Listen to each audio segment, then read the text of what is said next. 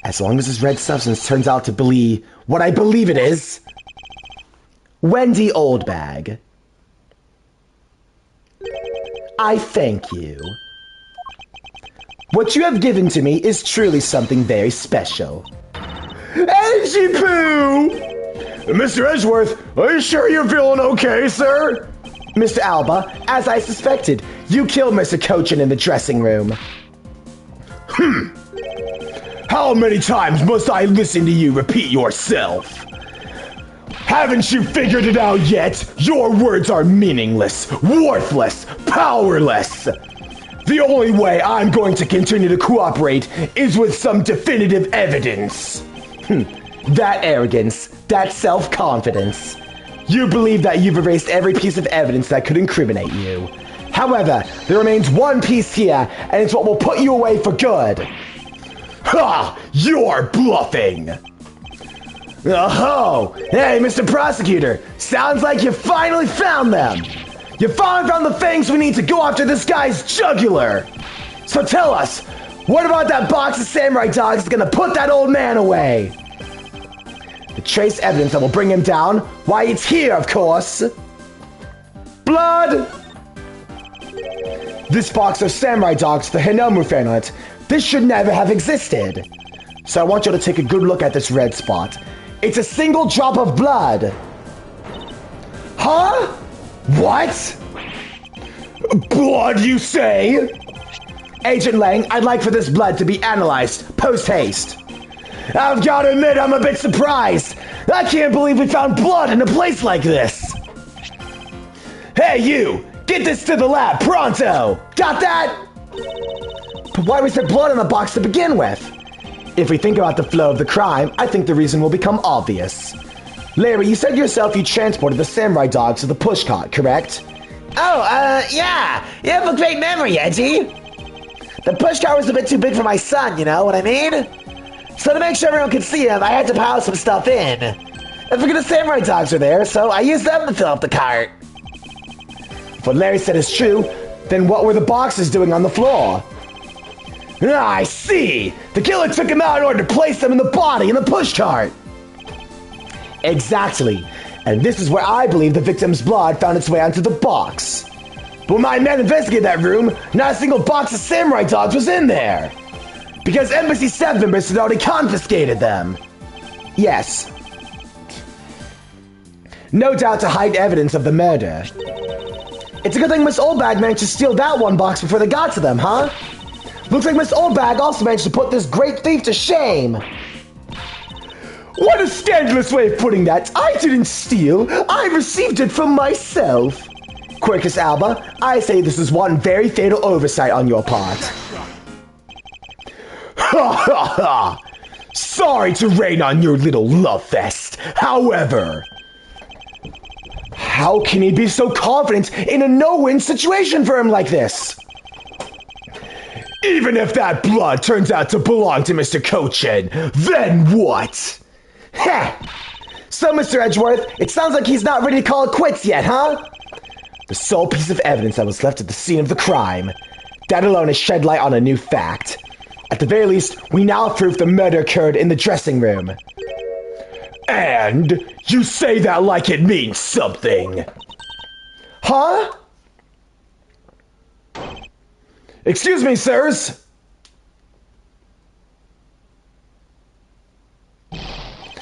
Report! What is the result of the analysis?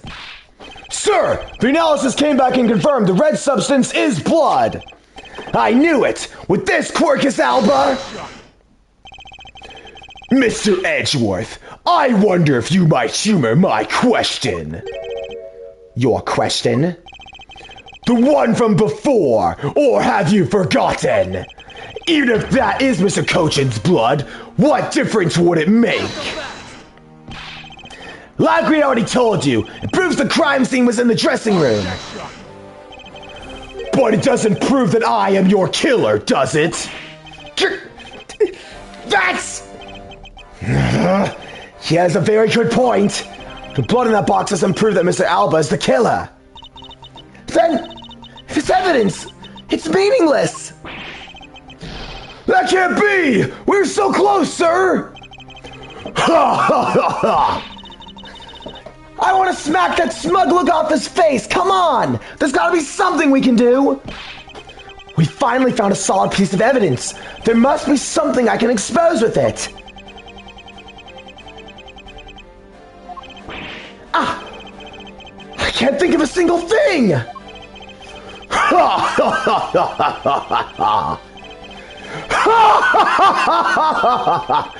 Now, if you'll excuse me, I'll be on my way. Who was that? It is too late. I won't allow anyone to stop me now. It wasn't me, pal. Wasn't me this time either. It wasn't me either. It was me. Why did you... because I haven't finished reporting everything to you yet, sir. There's more. What? Hurry up and spit it out! Yes, sir! That blood I mentioned. It's not of the same blood type as the victim's blood. What? No! What? What do you mean it's not the same type? You mean it's not the victim's blood? If it isn't his, then who the hell's is it? I don't know, sir. All I know is it's not the same blood type as the victim, sir. What should we do now, Mr. Edgeworth? I have no idea what's what anymore. Neither do I. Ha ha ha ha! My! What an amusing turn of events! That blood drop proved to be something true, all right. Namely, my words. And which one of your words would that be? The ones where I said, your words are meaningless, worthless, and utterly powerless. That blood has nothing to do with the murder investigation whatsoever. Need I remind you that the blood got into that box long before it entered my embassy?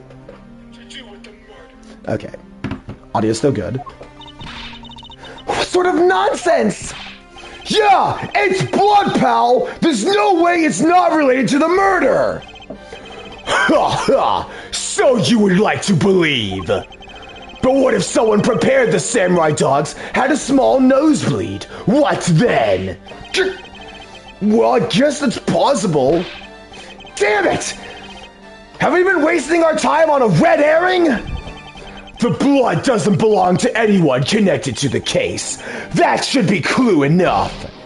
Quercus Alba, you bastard! Silence! Don't you ever address me with such a filthy word ever again! I've wasted enough time here with you, and you have your answers. Now let me through! Alba, it doesn't matter where you run off to! You'll never escape me! Someday, I'll have the satisfaction of sinking my fangs into you! You got that? And all of Interpol will be behind me! We're gonna see at that day comes! Ha ha ha ha! Do you know what your words sound like to me? They sound like the whinings of a pathetic loser of a mutt. Oh! Is this really the extent of all we can do? Is the blood really from someone completely unrelated to the case? Or is there another possibility? Someone else other than the victim? Just when I thought I had him backed into a corner, it was me who'd been backed into one. In a situation like this, what would that man do? What would he, who can turn any desperate situation around, do? Turn it around. That's it. I must turn my way of thinking around. It's not whose blood is on this. It's whose blood could get onto a box like this. And if I think about it that way, if the blood got into the box when the body was being placed into the pushcart, then the owner of said blood must have been in the dressing room at that time. And there's only one person who could that be. Well, I must praise you for trying so hard. It's because of you kids that I was removed from center stage, and will be forced to live out the rest of my life in the shadows, unfortunately. But it's not a total loss. as the underworld will allow me more freedom than you'll ever know. Freedom like what the raven feels as it flies through the dark night sky. You can't lay a finger on me, not now or ever. The arm of the law is powerless before me.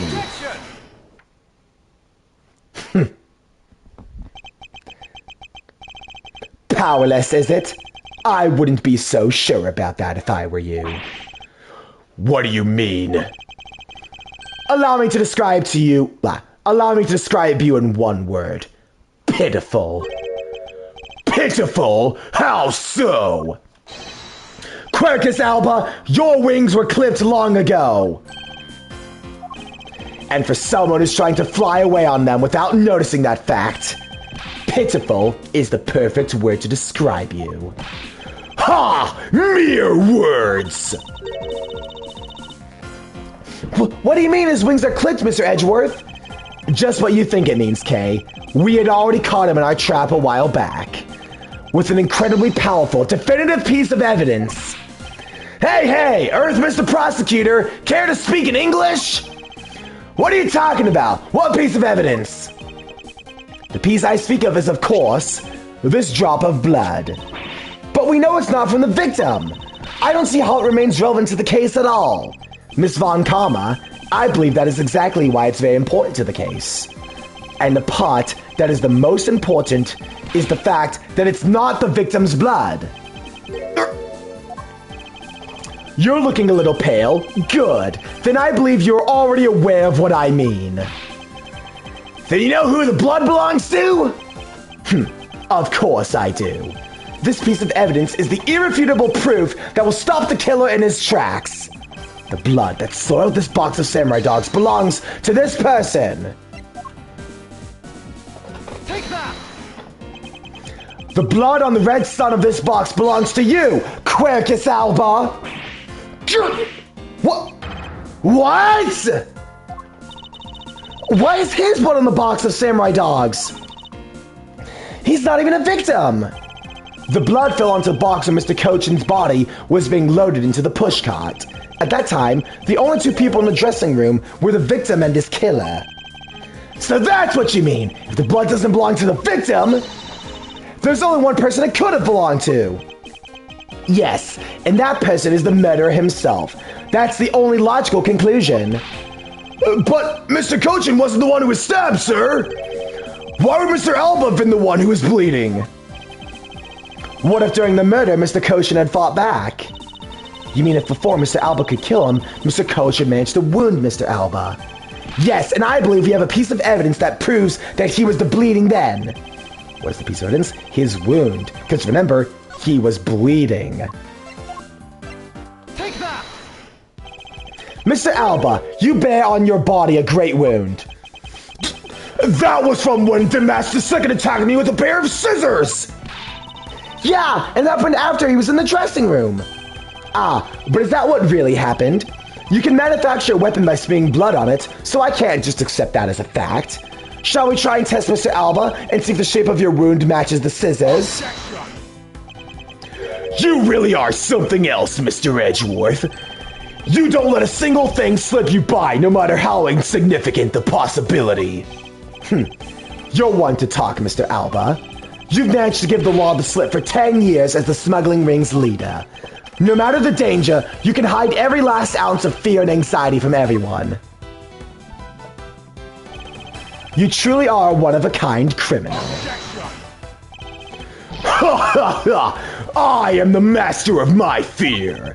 However, to think a person such as you could miss such a large thing. You believe I've overlooked something?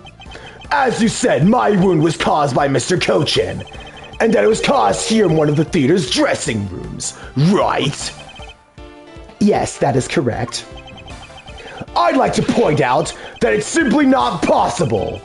My wound is a stab wound, and one that could have only come from a blade. I wonder what you propose what such weapon that came from. The theater is packed with security guards.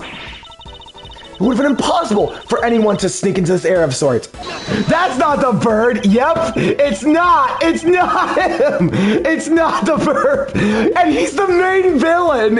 He's the main villain. Just as Mr. Alba was able to bring the Albestian knife into a bouquet, there must have been some other way to sneak in a weapon of some sort. But as long as you can't prove that other way is... all your talk about Mr. Cochin stabbing me is pure nonsense. So if that other way does exist, you better hurry and tell me now. With pleasure. Wait, what? This piece of evidence shows us how Mr. Cochin brought a weapon into this theater. Take that! It all comes back, baby! Among law enforcement, this piece is known as the Yadagarasu's key. The key! That's the key that my father stole from here 7 years ago. And it's very unique that it's both a key and a knife. Meaning that under the guise of a key, it could have easily been brought into the theater. No! You couldn't dispose of the knife that stabbed you. Therefore, you wiped off the blood and placed it into Mr. Cochin's pocket. After all, the key itself opens the safe in his office. And inside that safe, there was a document about a Cadofian paper signed by Mr. Cochin. In order to make it look like Mr. Cochin died as the leader of the smuggling ring, you had to make it so the police were the ones who opened that office safe. All that hard work to save yourself only served to destroy you in the end. Shall we try matching this knife's blade with your wound, Mr. Quirkus Alba?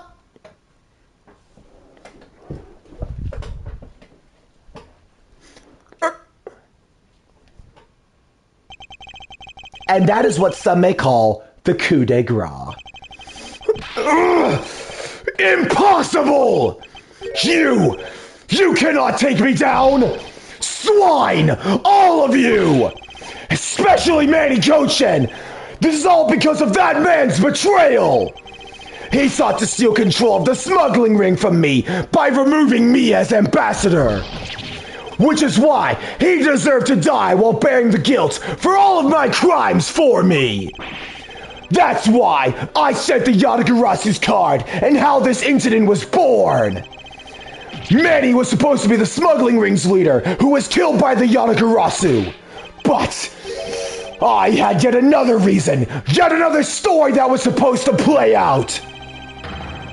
Manny's death was supposed to bring everything to a close. And I would have gone away with it too, if it wasn't for you meddling prosecutors!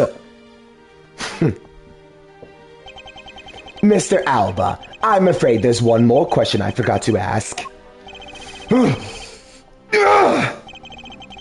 This country's or Alabast's? Which country's court would you like to face first? Either way, it's game over for you! Edge!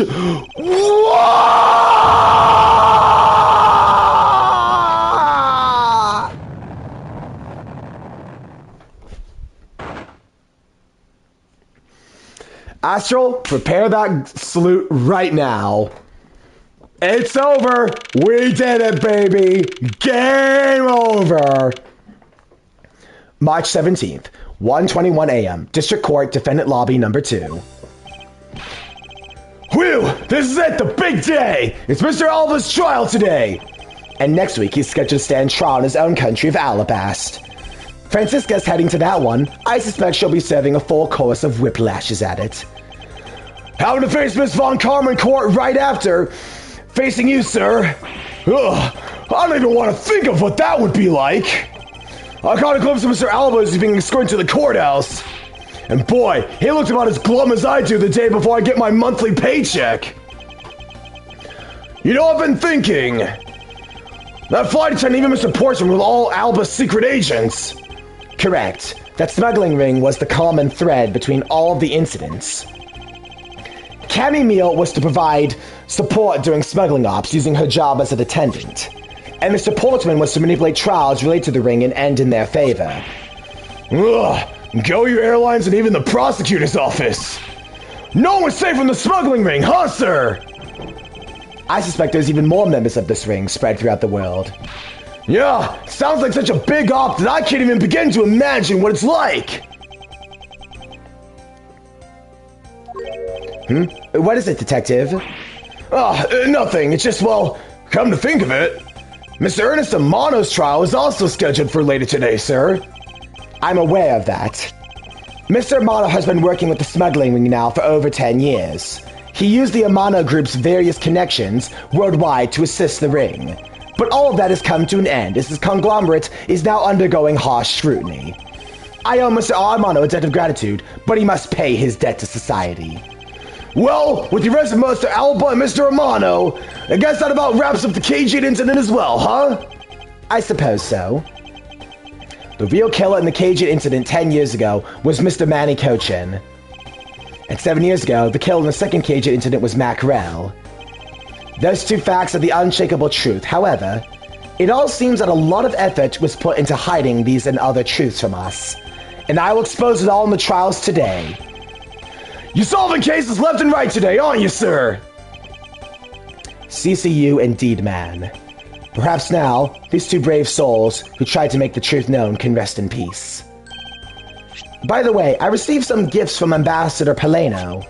Shrimp, crab, beef. I don't need any of these, so I'm giving them to you. What? Seriously, sir? Wait, actually, I don't think I want them anymore. The way you're holding them, don't tell me they're just coupons, sir. Detective Gumshoe, have you not read the paper recently? Ever since the two countries became Kadofia again, its economy has changed. Really? And it seems that Ambassador Paleno has reaped a few benefits of his own from it. He has been announced as the official ambassador of the newly reunified Kadofia. Ah, but what a pity. Even though every item is sent as a treasure, you don't seem all that interested. Well, if you don't want them, I can give them to my lovely assistant Kay. Well, that's what I said, so Mr. J, please let me have them, sir. Actually, come to think of it, where is Kay? How come she's still not here? Hey, you gotta be more alert than that! Eek! I can't believe you didn't notice. I was even mimicking Mr. Edgeworth's voice for a bit. I totally didn't notice to realize that voice was you! Lang Z says, ferocious love blooms with each new spring. Agent Lang, a pleasant surprise to see you here. It's been a long time since I set foot in the courthouse, but I wasn't gonna miss. Watching the guy who screwed up my country finally get what's coming to him. Well, that's something else. I want to see you in action in court. Is that so, Agent Lang? We flushed out all the counterfeit bills, so Zhang Fa is finally at peace again. And it's all thanks to you. So, I just want to say thanks. Wow, I never thought the old Wolfie says thanks to Mr. Edgeworth. I should be the one thanking you, Agent Lang. If you hadn't negated Mr. Alba's extraterritorial rights, I would not have been able to bring him to the trial. I believe the victory belongs to the both of us in this case. A shared victory, huh? Look, don't get me wrong. I still never forgive you prosecutors. And I have zero interest in that truth thing you talk about in court. I always done things my own way, and that's not about to change. You got that? I see. Well, I believe you should follow your own creed when you do your job. Yeah, and if there's ever someone your precious truth can't catch, feel free to sit around and cry about it all you want. But as for me, I'm gonna get that person no matter what. All right. It's about time for the trial to start. I will see you later. I'll be watching your performance in the gallery. I'm looking forward to this. I prepared a whole ton of ticker tape for today's victory, sir. I'll help throw some around when Mr. Edgeworth wins.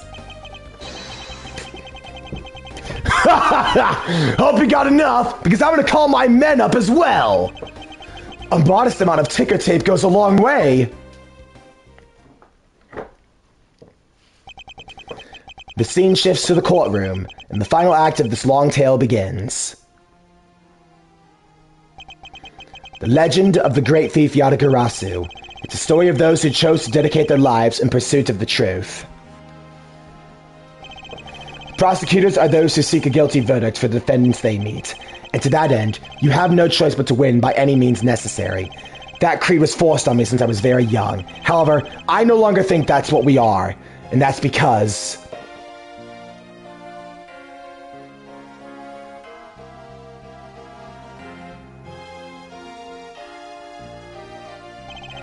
even though I've only been away from the courtroom for a short time, I feel as though it's been a lifetime since I've set foot in one. And today, more than every day, I feel the fight within me rising. And there you have it! Some more narrations at the end, though.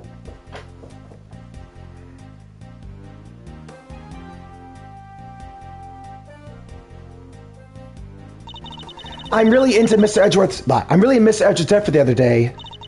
Thanks to him, I'm still free to serve in the friendly blue skies. Oh, so about my suitcases. I've been selling them on the internet, and they've become a real sensation.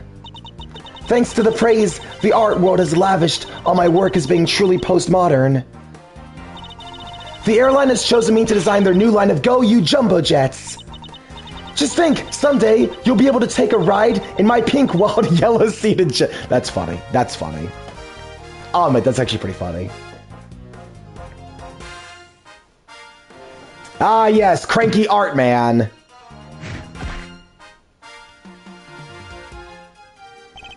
Edgeworth? Ah, that rudeness of a rude man. Because of it, my time and money is wasted. But more importantly, dear, I received the most fantastic treasure recently. The primitive statue of the Principality of Cadofia. It weighs a bit light in my hands, but the Ambassador Palno was most generous.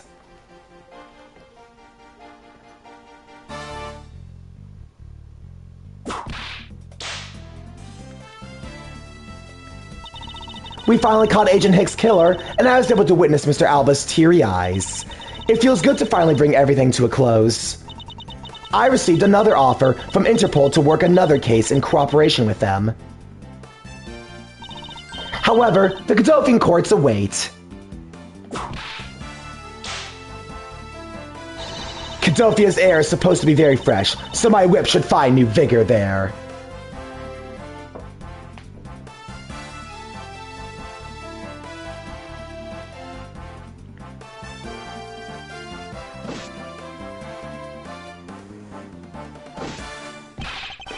This little patrolman has been fired as of today, sir. I thought I was safe since I found the gun I had dropped. But I hadn't noticed that I dropped my police badge, too.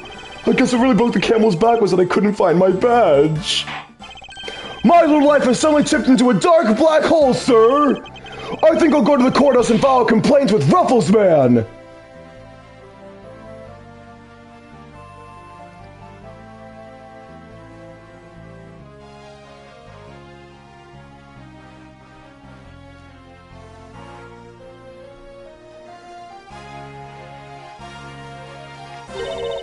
I was actually hoping to talk to Mr. Edgeworth a bit more than I did.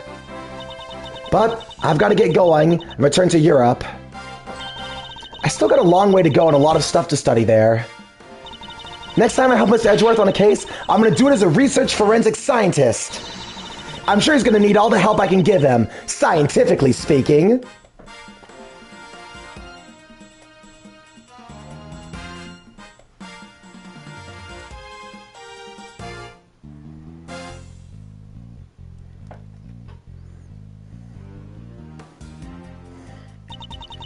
Because the kidnapping was staged, I was let off easy.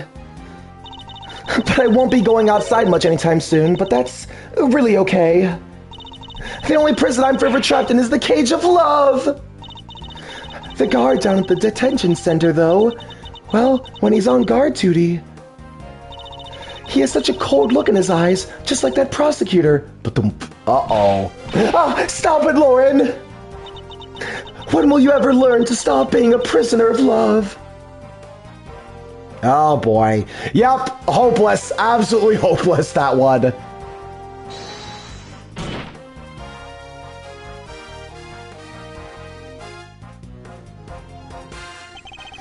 It appears there are all sorts of drama that takes place outside the courtroom. Since we judges are here day in and day out, I've only heard a few rumors, but apparently Mr. Edgeworth has teamed up with a thief and became a detective. Maybe I should team up with a bailiff and try to become a lawyer or something. Typical judge moment. Not surprised there.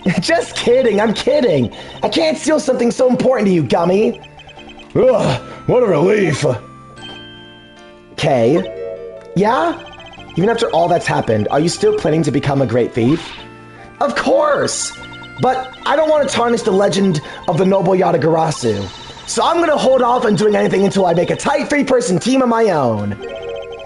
A 3-person team? A 3-person team of young beauties the same age as me, if possible. With those criteria, I highly doubt you'll find the 2 other people you need. My father chose to fight for the truth. To think that's what was so noble about him. So you see, Mr. Edgeworth? The only things I will ever steal are the truths that have been hidden away. I'm going to work extra hard to make a world where the Yatagarasu isn't needed. Let's both strive for such a future. Well, I guess it's time for me to get going. I see. Kay, keep your chin up and stay strong, okay? And don't be a stranger. Don't worry, I'll be back. I'll be sure to break the lock on the window and sneak in. If you could, I'd appreciate it if you came in through the building's front door. It's okay, Mr. Edgeworth. Lock on my window as open has been broken forever. Oh, one last thing before I go. Let's take a group picture, just the 3 of us. Yeah, a commemorative photo. Every big case has to end with one. No. Hey, why not? Don't tell me you're camera shy, Mr. Edgeworth. Of course not, Detective. Come on, Mr. Edgeworth, I'm taking the picture now. Hey, come back here. Mr. Edgeworth, you can't run away from this, sir. Ack, hey, Detective Gumshoe! Stop that! I can't be seen doing that! Okay, I'm totally taking it now. Say cheese! And thus, the long tale of the KJ incident came to a close. I saw the demise of the smuggling ring and the birth of a little great thief. But there's little time to rest and relax. For I am eager to tackle the investigation into a new case. The reason for my eagerness is my want to pursue the truth and my want to believe in the strength of those who use the power of the law for good. As someone who has chosen to live my life as a prosecutor, that is my new creed. And there you have it. That is the end of Investigations 1. A game that I will die on the hill. I will die on the hill that this game is better than the original Ace Attorney, better than Professor Layton versus Phoenix Wright, the spinoff, and better than Spirit of Justice. Yeah, I am willing to put this game above 3 other games. But there you have it. With that, we have brought an end to this Let's Play. But, hang on though. We still have this game right here. And let me tell you, this case right here, oh god. This case is peak. About the DMs, I'll respond to that in DMs. But I'm telling you, bro, when we do this game, this case right here, honestly, it's hard to say. It's hard to say because there is competition. It's Ace Attorney we're talking about here. This case, though, might be the best case in the whole franchise. I am not kidding. I'm putting this above Farewell My Turnabout. I would put this above Bridge to the Turnabout. I would put this above Turnabout Succession. I put it above Turnabout Goodbyes. Like, there are, I'm telling you, more people need to play this case. It is peak. I'm telling you, let me just say right now, no Ace Attorney game prior to this one got me to cry. But this case, it got me to cry twice when I first played it. I don't think I'll cry on camera because I obviously know what's coming and all that, but just let that sink in. But anyways, thank you so much to everyone who watched. Let's just take a time check of how long the stream went on for. We went on for 7 hours! I wasn't kidding when I said this case is long. But anyways, thank you everyone. And with that, I'm Quint, and I'll see you all next time. Bye-bye! How Lynn was born. Hey, Kay was my inspiration for Lynn. Alright, see y'all next time.